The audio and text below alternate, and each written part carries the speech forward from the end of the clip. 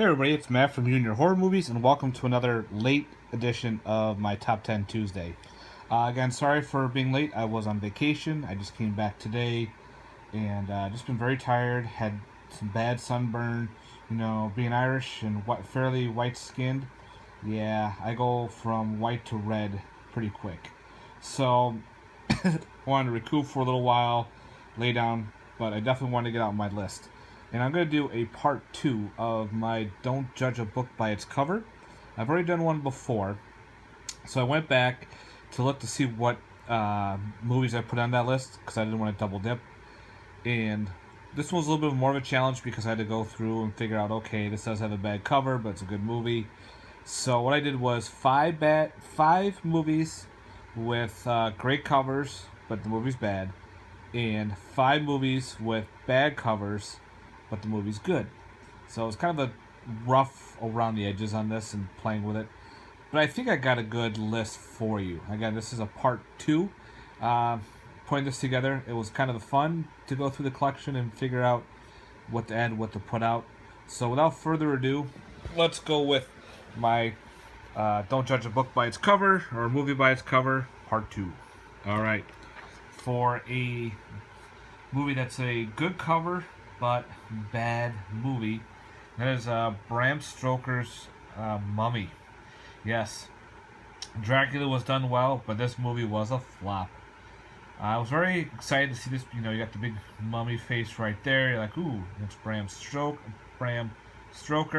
You're like, okay, this could be pretty interesting. Heck, it's even got Louis Gossett Jr. in it. You read the synopsis, sounds pretty badass. But when you watch this movie, it is boring. Not much happens. I sat there going, really? I'm glad I didn't spend much for this movie, but I was kind of disappointed.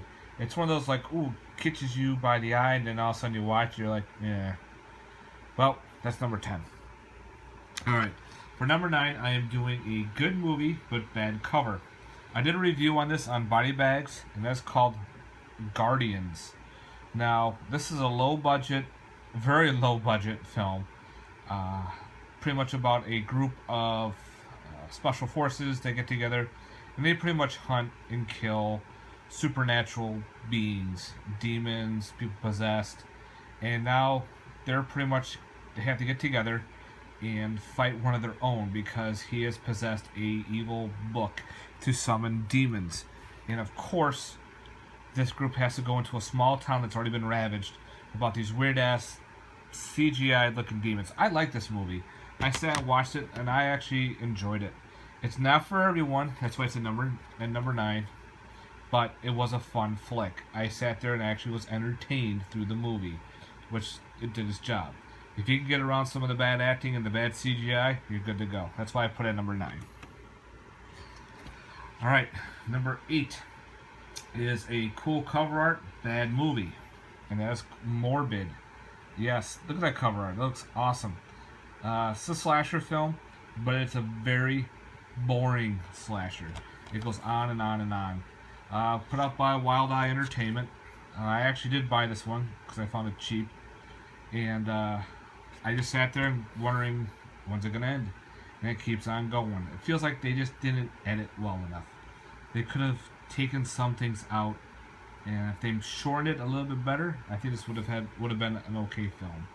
But some of the acting was kind of off, some of the special effects were off, but again, awesome artwork, boring movie. Alright, number 7 is a bad cover art, good movie, and that is Happy Hell Night. I did a review on this on Body Bags as well. Like, look at this cover art. You kind of look at it and you're like, what is this? It's actually another slasher from the 90s. Pretty good slasher. I actually enjoyed this one. Some of the kills are off screen, but when the ones are on, it's decent. It's a decent, fun slasher to watch. About a crazed, devil-worshipping demon priest. He's like albino, going through a college dormitory, killing people with a mountain climbing ice pick thing. Pretty cool. Like the weapon of choice. Sorry for the glare there, but if you can find this one, I highly recommend picking it up. I found the Old Anchor Bay. Of course, as soon as I see Old Anchor Bay, it draws me to it. I had to buy it. But Happy Hell Night, decent slasher. Alright, number 6 is good cover art, bad movie.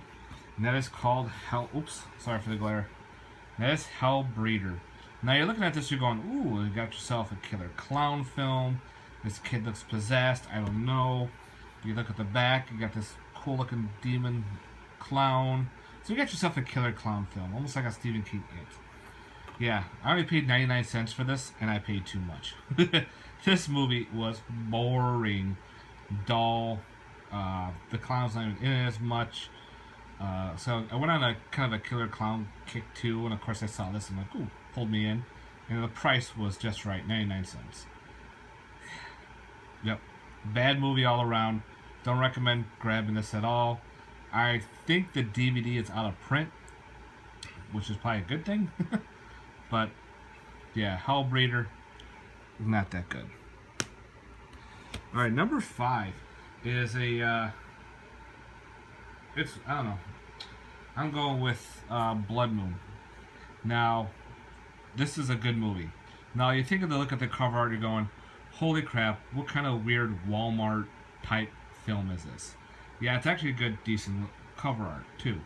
But a lot of people say, you know, it's a crappy Walmart edition, it looks stupid, I'll pass. Well, this is actually a very good werewolf film. It's a Western horror film. It's kind of a different take a little bit on the werewolf. They use the Native American version called skinwalkers.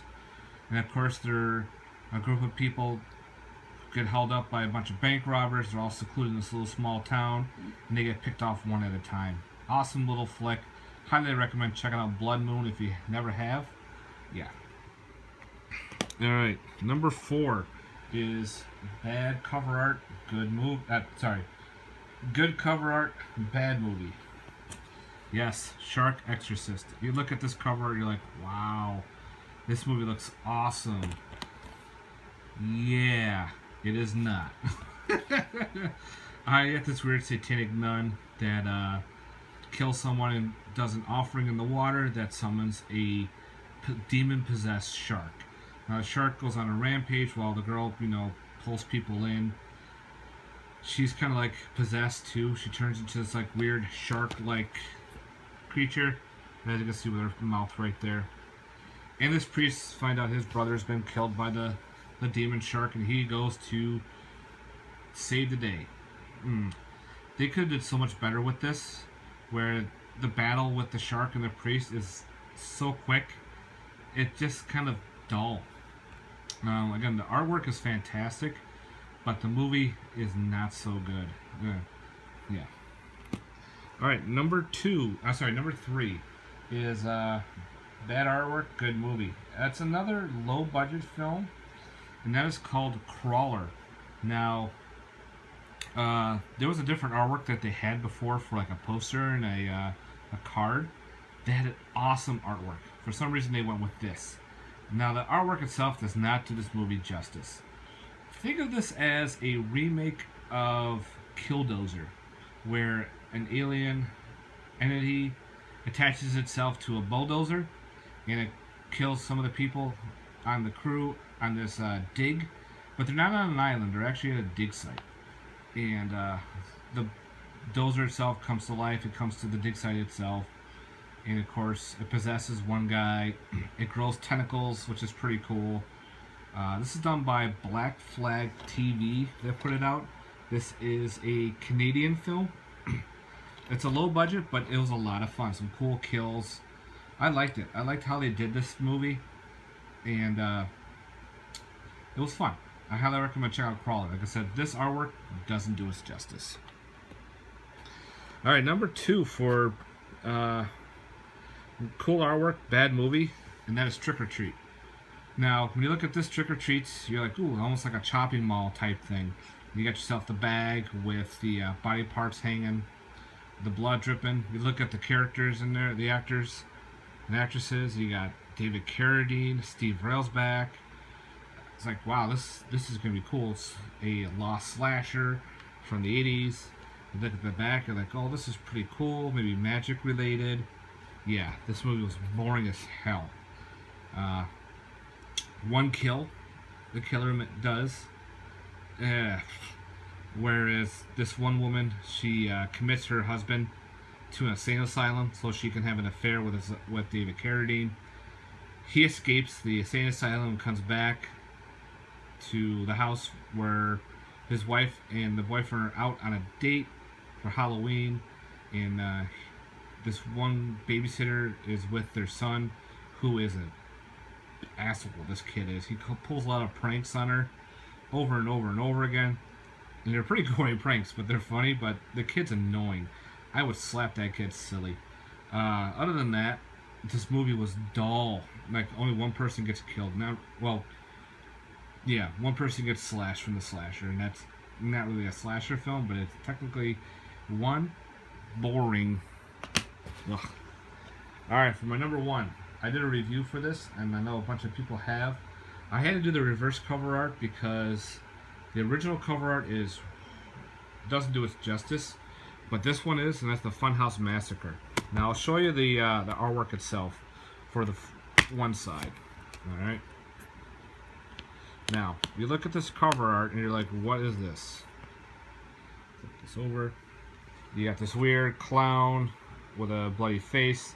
You're kind of thinking, man, this looks pretty awful. Where who knows what you got? Maybe it's a similar version to the Funhouse movie. Who knows? But once you can flip it over, the artwork does a little bit better. I really enjoyed this movie. It's got some cool coriness to it, but it's also got some good gore to it. It doesn't know if it needs to be a more horror than comedy or comedy than horror. You can take it either way. Pretty much these crazy people escape an insane asylum, and they make do in a fun house that's supposedly like a homage to themselves. Like, one guy's an insane killer dentist. One's of course, he was a wrestler that killed people, and that's like he rips the guy's head off and makes it a mask. Clint Howard is an insane taxidermist. This guy's a killer chef. He's like a antichrist, you know. He leads the cults and everything. So pretty much everybody comes to this funhouse and they get murdered, and they think it's part of the show. Awesome concept. There was a movie that they did back in the early 90s that was shit. This one was fantastic. I liked it a lot. Definitely check out Funhouse Massacre. That's why it's at number one. And of course I had to flip it over because that artwork is just atrocious. Alright guys, I hope you enjoyed my little Top 10 Tuesday. Let me know what you think down below of my Don't Judge a Movie by Its Cover, Part 2. Later. Peace.